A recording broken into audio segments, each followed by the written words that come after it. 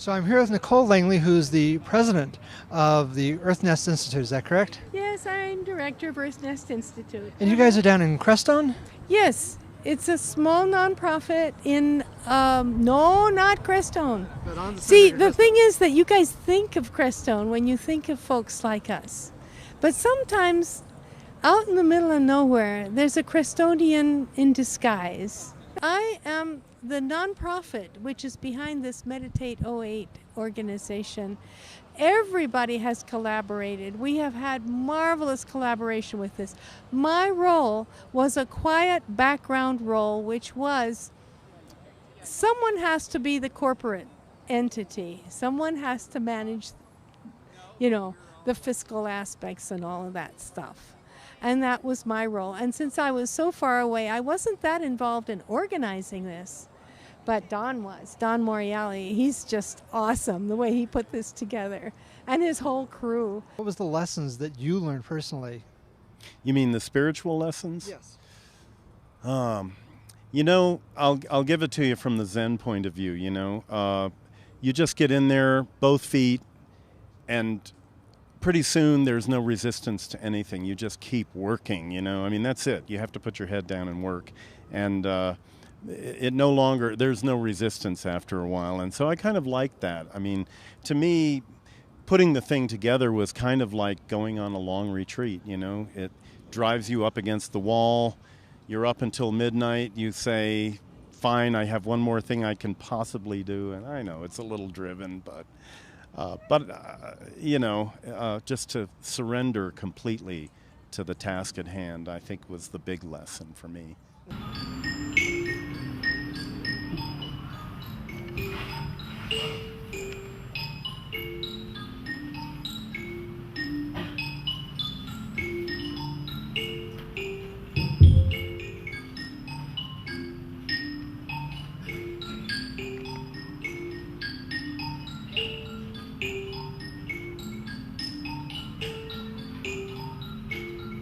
We're here with Giancarlo Esposito right after the Meditate 08 opening ceremony here at the Democratic National Convention. How did you end up being here for this? Because you're going to be here for the convention anyway? I was coming for the convention and to premiere my film at the DNC. My film is called Gospel Hill, which will have 2 showings tomorrow evening, August 24th, at Neighborhood Flicks. And I'm a member of the Creative Coalition delegation and on the board. And they're the folks that everyone calls when they want to try to find some celebrities to come to their event. So it was very auspicious that my wife, Joy McManigal, who is working with the Creative Coalition, and we're now friends and partners. We've been husband and wife, and we have 4 children together, but now we have a different incarnation, fielded Don's Morial's letter and cry for celebrities. I guess what Don didn't know, that there's some celebrities out there, maybe many of us, who are also practicing yogis. And so when I saw this letter, I thought I have to get here and support this peaceful creation of space surrounding this very chaotic world, and also at a very chaotic time. So we're dealing at a convention where there's going to be some protests, maybe some violence, probably some anger. What lessons would you give for those people that are coming at this from a point of view of, we want to protest, we want to tell everybody what's wrong? Perhaps there's some lessons that you could offer? Well, very simple one. My mother said, you always get more with sugar than you do with salt. And I know for me as a young man, I was angry coming to this country, being half black, half Italian, and coming here, and in Europe, people treated me as a human being somewhat, and coming here and realizing the first thing they looked at was the color of my skin, so anger pulsed through me. But there's nothing to be gained by that, and it gets dissipated by love. Only lightness can dispel darkness, and it's the same thing with anger. Love takes it right out in a heartbeat. I woke up this morning, I missed my first flight, and I was laid in bed, and I usually wake up when I run, and then I go do a 2-hour Ashtanga practice. I sit and meditate. Well, this morning, my assistant, who happened to come over last night, said, I'm not going to go to sleep. And I had 2 hours to sleep, and I woke up this morning, and it was light out, and I realized I had missed my flight. Car pickup was 5 a.m. We're human, and we forget. And I screamed, "Don!" I was still in bed. What a way to wake up. And then I started laughing because, we learn things. We're conditioned. And sometimes we have to let go of that conditioning. And I went on my little tirade, and I realized, that cost me 15 minutes. I could have been out of here already. So it's an amazing thing that happens when we're able to really look at ourselves in a different way. And not to say that we can't get angry, that we don't have anger in different things, but when we can switch it and understand and laugh at ourselves, then we're closer to the original human beings and the original selves that God intended us to be. You can walk in this door when you're thinking, why can't I come on and lift your voice and let the Spirit fly? There's something in life, I know you can't figure out where to go.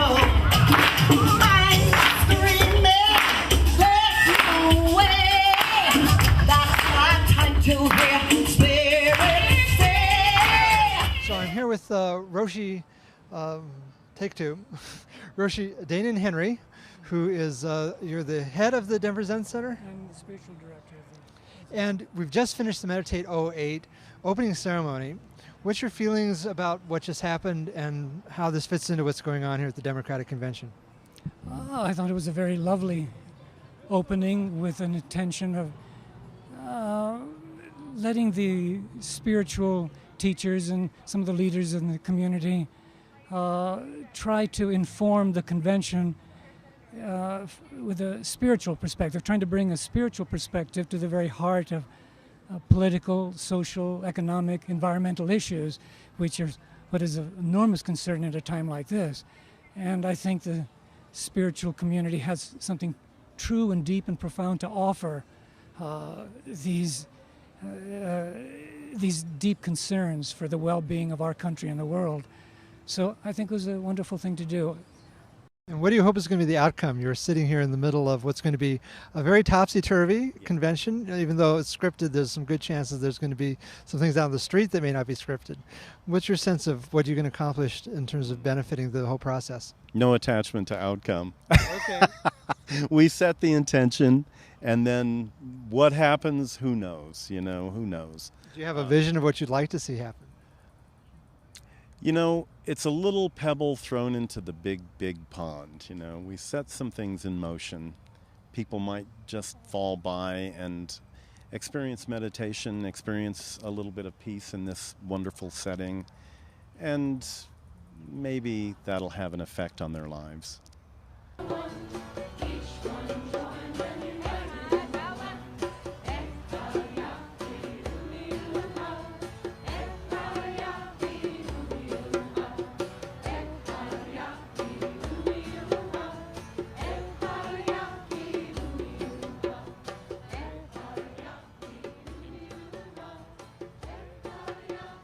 So as twilight begins to slide over the city of Denver, we're here with people dancing at the closing ceremony for Meditate 08, which they hope will be a locus of peace here in the middle of a chaotic Democratic National Convention. For KGNU, this is Judah Freed.